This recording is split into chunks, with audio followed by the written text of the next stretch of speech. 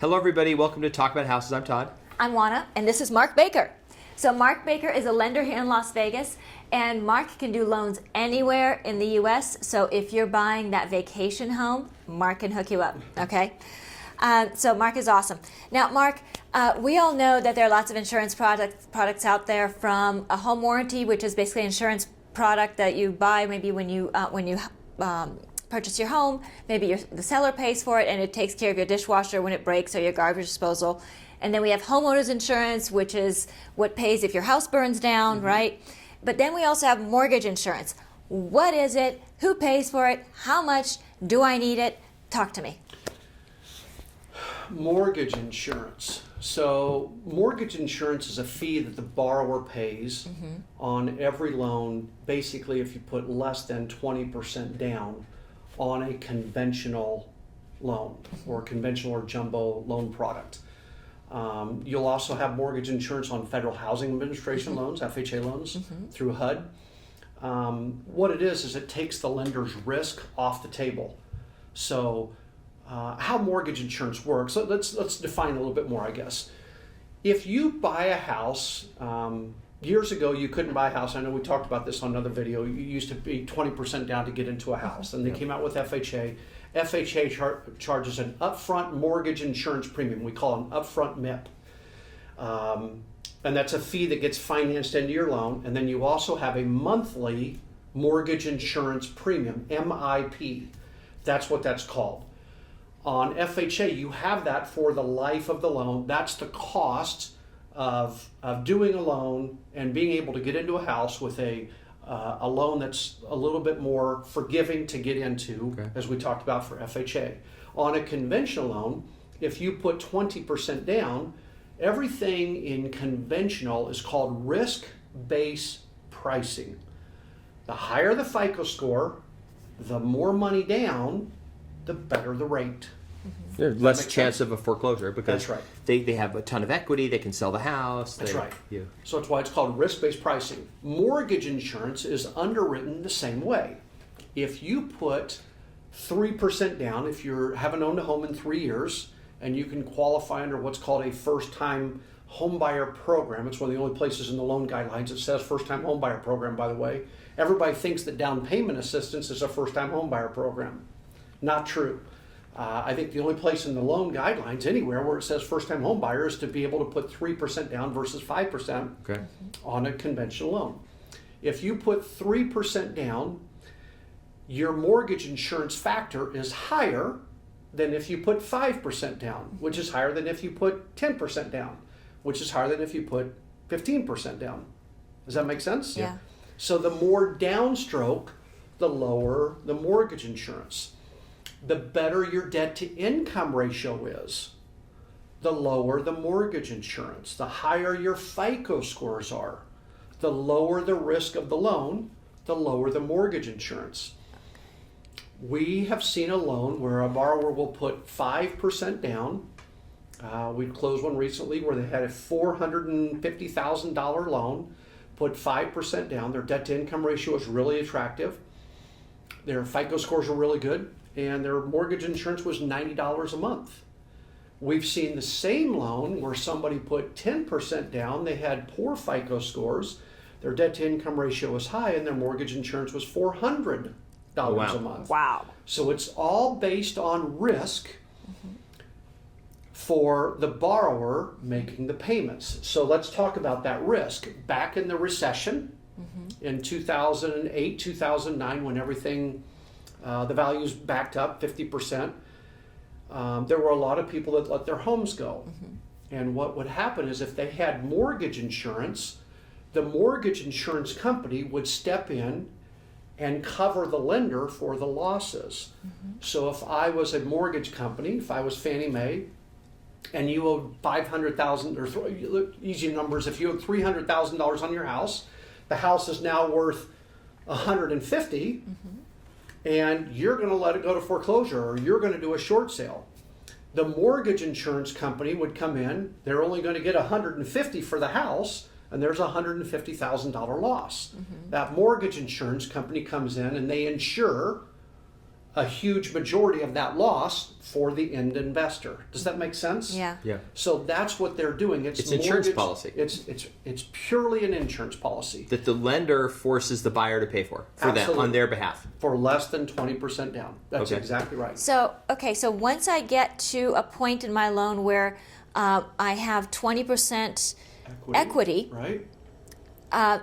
can I stop paying this mortgage insurance across the board on all the products, or is it just for certain types of loans? So difficult question to answer. The guidelines, you can always petition your servicer to remove the mortgage insurance. Okay. People call it PMI, private mortgage insurance. I guess that's technically what it's called. In our business, we just call it mortgage insurance. In theory, you have to pay the loan down to 78% of the purchase price Okay. to get them to remove the mortgage insurance. Not 80%, but to 78. So you can't let inflation and home price values get that equity. It has to be based on the original price. You have to pay it down to That's below right. the 78%. In theory, that's correct. Okay. In theory, that is exactly right. I think almost every lender requires you to pay on it for at least 2 years, and then you can ask for an appraisal and you can petition the servicer to remove the mortgage Who insurance. pays for the appraisal usually? The borrower does. The borrower pays. So they're going to drop $350, $450 something That's right. more That's if they're in San Francisco or So something. we've helped a couple of our borrowers do this, where we did a loan for them a year ago, 2 years ago. We've seen unbelievable market appreciation here in Las Vegas. Yeah. And they'll call us and I'll say, listen, call the servicer, which is usually our company, and tell them you want to talk to somebody and you want to petition the servicer to remove the mortgage insurance. They usually ask you some questions. What improvements have you done? Right? They don't like the answer to be the value's gone up. Right? No, they don't like that, because to them there's still some risk there because you only put 5% down or 10% Right, yeah. down. So they want to know what improvements you made. They want to usually get a list, and then they'll send you a packet for you to fill out, and then they'll make you fill out the packet and then send in a check for the appraisal. In other words, they're going to make you do some work. Right. And we've been very successful at having a lot of people remove their mortgage insurance. What, like in the as a last 12 months. percent, what would you say? Because there's a lot of people out there who are like, well, if it's only a 20% chance of getting it removed, I don't want to drop $400 on an appraisal. I think the chances have been really high. I can only think of one that didn't get it removed off the Okay. top of my head. So, it's pretty easy with all the online tools of, Zillow and Redfin and Realtor.com and, the home value estimators. You can get a pretty good idea what the house is worth. Yep. So if it's right on the edge, might not be worth it, right? But if it's blatantly obvious that the value's there, it's worth calling your servicer and tell them that I want to petition my servicer to remove the mortgage insurance. So now, does that also work on FHA loans? No. FHA loans is for the life of the loan. Great Okay. question. The only way to get out of it on an FHA loan, on a 30-year FHA loan, is to actually refinance the product out and take it to a conventional loan. You can do refinance loans and you can do purchase. That's You right. can do both of them. We do both. So So- if they're in Florida and they have an FHA loan, you could actually refi their house. Sure. You could do it anywhere in the country. Sure, and we Okay. recommend a lot of people. I just made 2 calls this week for retention calls where I said, hey, they're at 3.5% on an FHA loan, and I think that you ought to have your borrower, one was a daughter, have your daughter call me. Let's pull a credit if her FICO scores are high. She can get a little bit lower rate and drop the mortgage insurance and switch over to a conventional loan. It's going to save her $260 a month.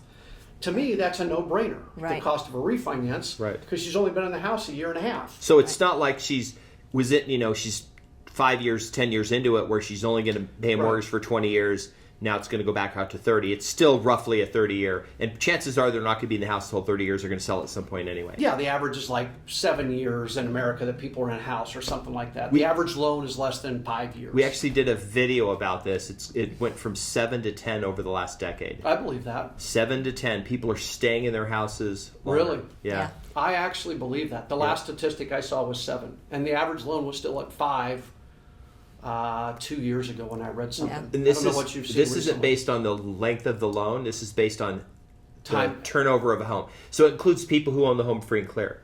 Sure. They're staying in it for 10 years. Does it on include average. also people that have the pros for an investment property? So they were looking The at turnover of that? no, so they were looking at owner-occupied homes, and a lot of that I think has to do with the changes we've seen that the young people are no longer leaving the house. They're staying with the Multi-generational parents. Yeah, so the parents aren't going to downsize and move because they've still got a kid who's in their 20s there or whatever, Right. staying around. We've seen a lot of this lately in the last year. We're seeing a lot of where the kids live there and mom and dad are moving in, and it's a multi-generational household. Yeah, Right. so we're seeing a lot of this. Okay, so if you've got mortgage insurance, if you've got a conventional product, you can, and you're at 78% loan to. You paid it down to 78. You Right. can call them and they'll remove it. Right. You can Okay. you can get it Automatic. removed. If you've got an FHA product, then that you have to refinance to get out of it. You must refinance to get out of it. That's Okay. exactly right. But And- there's a big difference between mortgage insurance and homeowners insurance, Absolutely. and as you were talking about, a home warranty. Right. Yeah. So mortgage insurance is temporary, and you can do away with it at some point and put more money in your pocket. Maybe you can put that money against principal, or you can do other things with it that I'm sure is money better spent in other ways. As far as homeowners insurance, that's the fire insurance and insurance for your valuables. So that should never ever get rid of. Please keep that. And then a home warranty, it's just that annual insurance to just take care of your dishwasher and garbage disposal and that sort of thing. and that's a whole other video that we've done, and maybe Todd will put a link down below to that. That's a good but Mark, this has been fantastic. I've learned a lot. I know you guys have learned a lot too. Please subscribe to the video, hit the notification bell, share the video. Mark is giving us some fantastic information. If you have any questions, if you have any comments, please put them down in the comments below. We do want to come back in a couple months and do more videos with Mark. So we want to do those videos based on your comments, based on what you see out there, what interests you, what questions you have. You're important to us, so we want to hear from you. Other than that, we'll see you on the next video. Bye. Hopefully it's helpful.